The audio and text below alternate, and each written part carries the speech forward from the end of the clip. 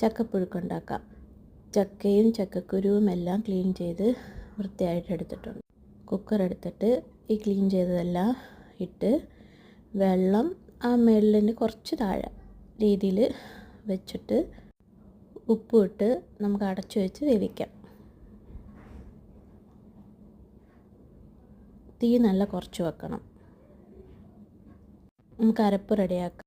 വെളുത്തുള്ളി, ജീരകം, പച്ചമുളക്, മഞ്ഞൾപ്പൊടി, തേങ്ങ ഒരു 2 പിടി,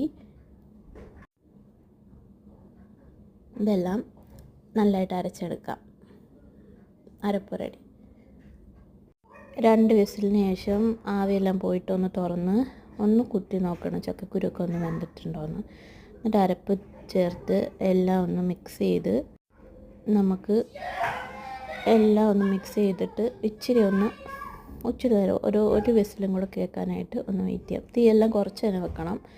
എന്നിട്ട് നമുക്ക് സ്മാഷർ കൊണ്ട് ഇടിച്ച് ആ ചക്കയെല്ലാം ഉടച്ചെടുക്കണം. അതിലാണ് ഇതിൻ്റെ ടേസ്റ്റ് ഇരിക്കുന്നത്. എല്ലാം നല്ലപോലെ ഉടയ്ക്കണം. ഇനി നമുക്ക് കടുക് വറുക്കാം. എണ്ണ ഒഴിച്ചിട്ട് ഇനി നമുക്ക് കടുക് വറുക്കാവേ. അതിന് എണ്ണ ഒഴിച്ചിട്ട് കടുക് പൊട്ടിക്കാനിടണം.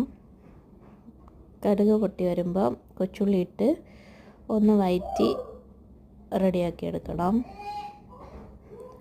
ഒന്ന് കളർ മാറിയതിന് ശേഷം നമുക്ക് വറ്റൽ മുളകും കറിവേപ്പിലയും ഇട്ട് കൊടുക്കാവേ.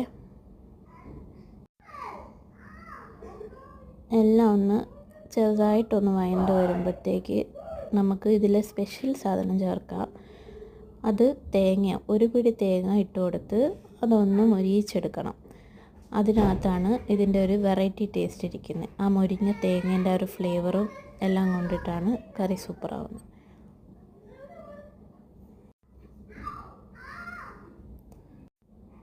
ഇനി നമുക്ക് മിക്സ് ചെയ്ത് കൊടുക്കാവേ. അതിലേക്ക് ഒഴിച്ച് എല്ലാം ഒന്ന് മിക്സ് ചെയ്ത് റെഡിയാക്കി എടുക്കണം.